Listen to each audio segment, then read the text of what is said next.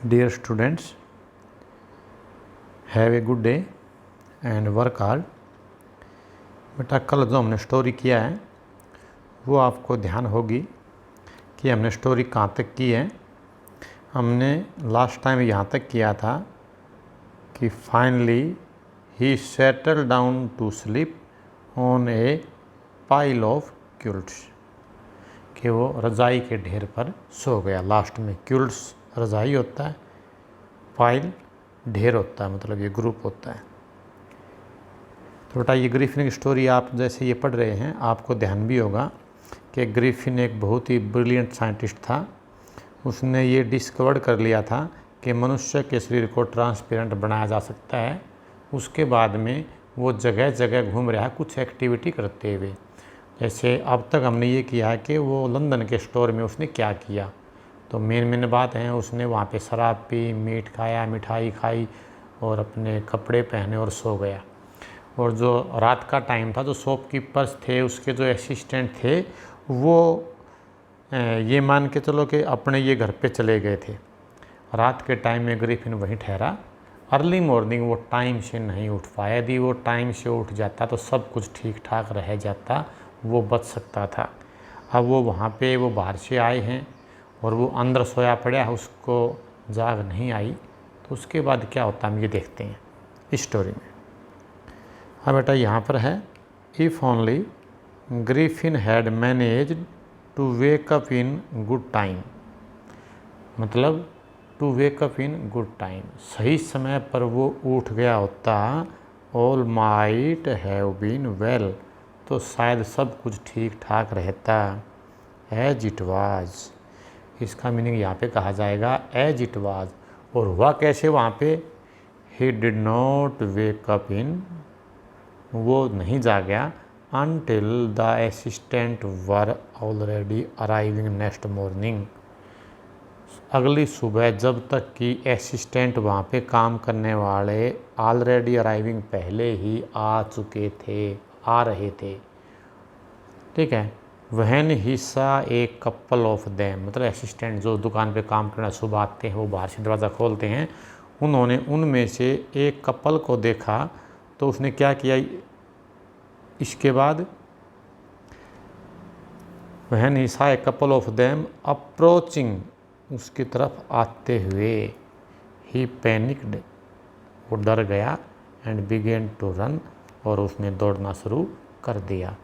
दे naturally gave chase, उनकी दुकान में कोई व्यक्ति है, उनको देख करके दौड़ रहा है, तो वो उसको उसके पीछे दौड़ने लग गए।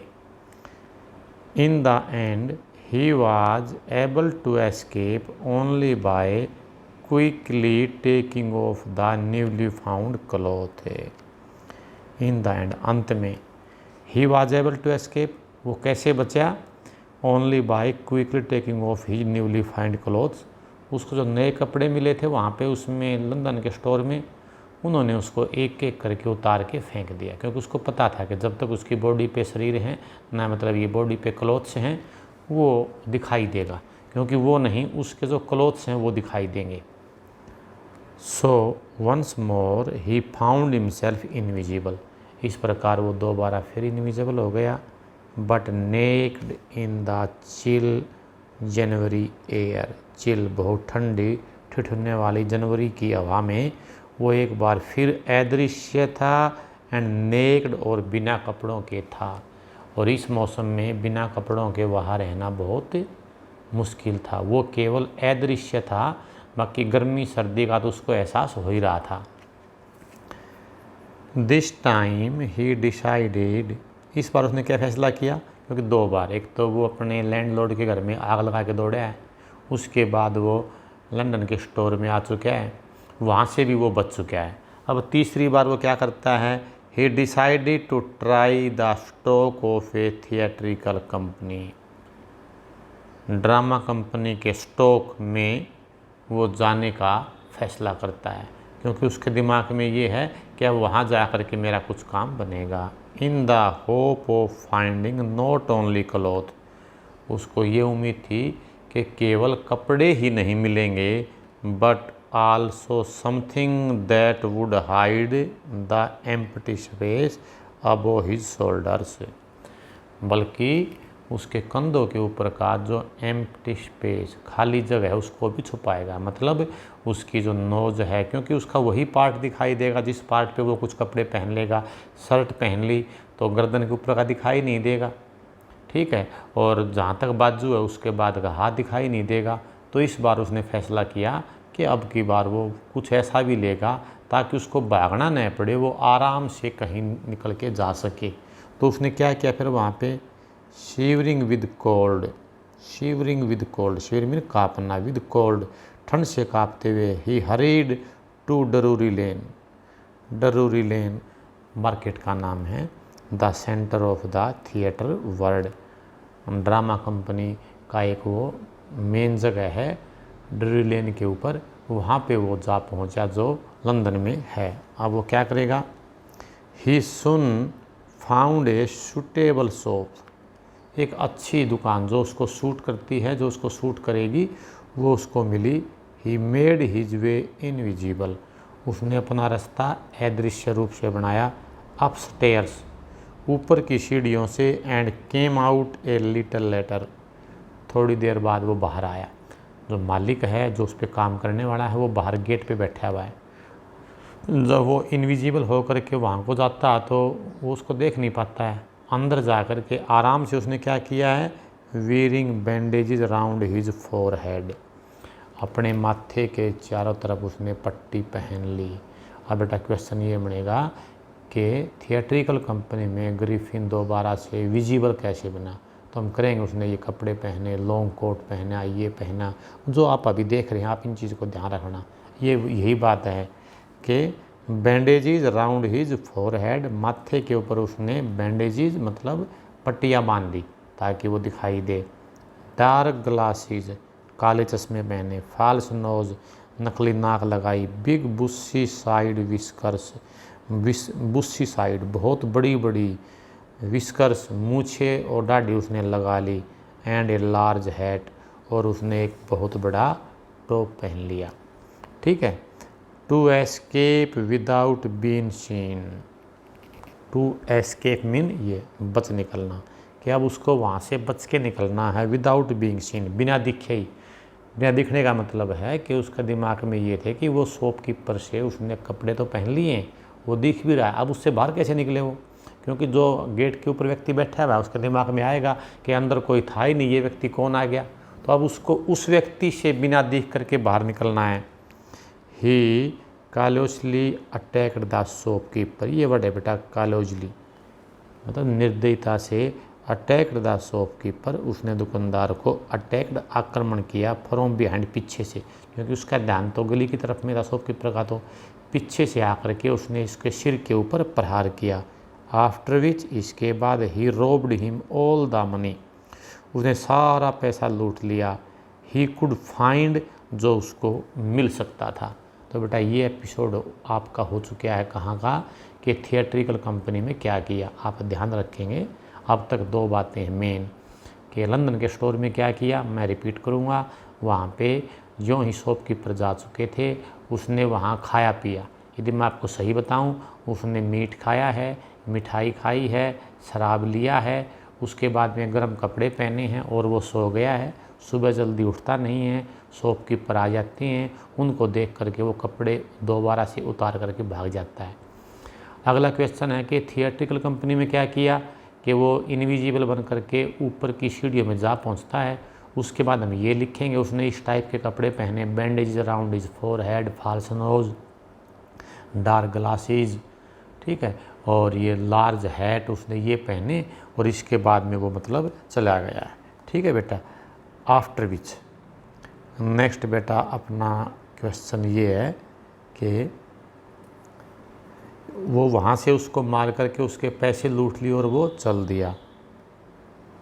Eager to get away from the crowded London, भीड़ भड़ाके वाले लंदन से। ईगर टू गेट अवे, वहाँ से जाने का वो बहुत इच्छुक था। He took a train to the village of Iping, उसने आइपिंग विलेज के लिए, एक जगह का नाम है, वहाँ के लिए उसने एक रेल की टिकट ले ली। Where he book to room, उस गांव में जा कर के उसने 2 कमरे बुक कर लिए। एट द लोकल इन, उस छोटी सी धर्मशाला में उसने 2 कमरे बुक कर लिए। अब उस गांव में वो पहुंचता है। वेशभूषा आपको पता ही है उसकी क्या वेशभूषा है। The arrival of the stranger at an inn, उस धर्मशाला में अराइवल ऑफ द स्ट्रेंजर, उस अजनबी का पहुंचना, इन विंटर, ठंड के मौसम में, was in any case an unusual event.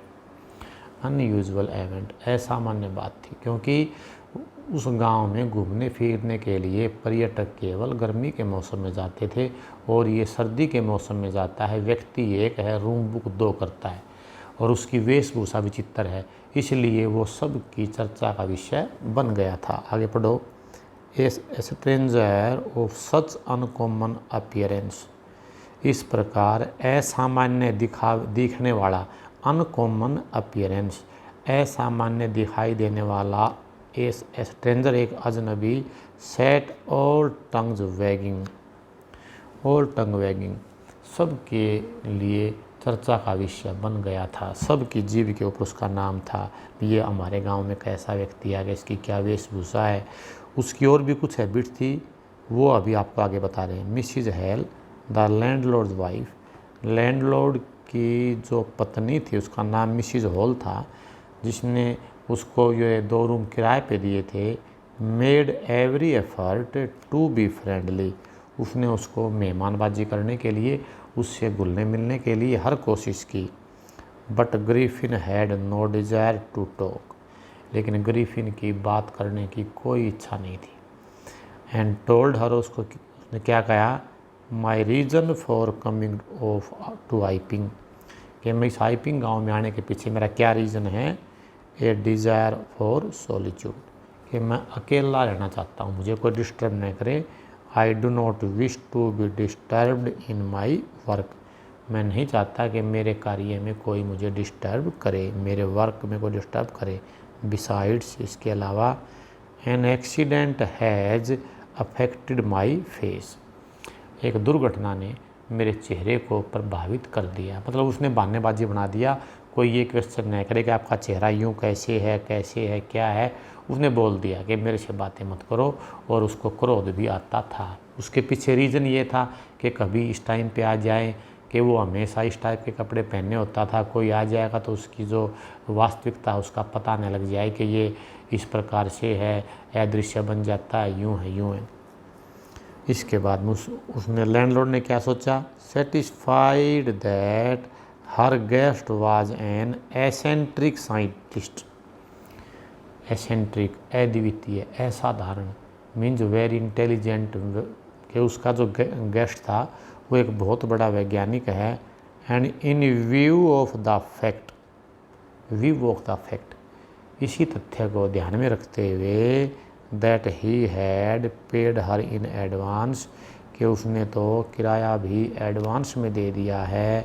Mrs Hall was prepared to excuse his strange habits, कि वो उसकी अजीब बातों को माफ़ करने के लिए तैयार हो गई। फिर ठीक है, वो उसको अच्छा नहीं लगता कि मैं उसके रूम में जाऊं, उसको पास जाऊं, तो मुझे क्या लेना है, उसने किराया भी दे दिया है और वो बड़ा इंटेलिजेंट वैज्ञानिक है, उसको मैं डिस्टर्ब नहीं करूंगी। इसलिए उसने ये बात सोच ली। एंड हिज इरिटेबल टेम्पर, और उसके इरिटेबल टेम्पर, चिड़चिड़े स्वभाव को भी उसने माफ़ कर दिया। But the stolen money did not last long, लेकिन चुराया गया धन ज़्यादा टाइम नहीं चल पाया। एंड प्रेजेंटली, और फिलहाल, Griffin had to admit that, Griffin को ये मानना ही पड़ा कि he had no more ready cash, उसके पास ज़्यादा कैश नहीं है। ही प्रिटेंटेड हाउएवर, उसने किसी तरह बहाना किया, that he was expecting a cheque to arrive at any moment, कि किसी भी क्षण उसका एक चेक आ सकता है। जब उसका वो किराए का टाइम आया दोबारा, उसने कहा कि मेरा चेक आने वाला है और मैं उसके बाद आपको ये पैसा दे दूँगा। ये बेटा आपका यहाँ तक का लेसन है। नेक्स्ट वीडियो इसके बाद डालते हैं आपके पास में अभी।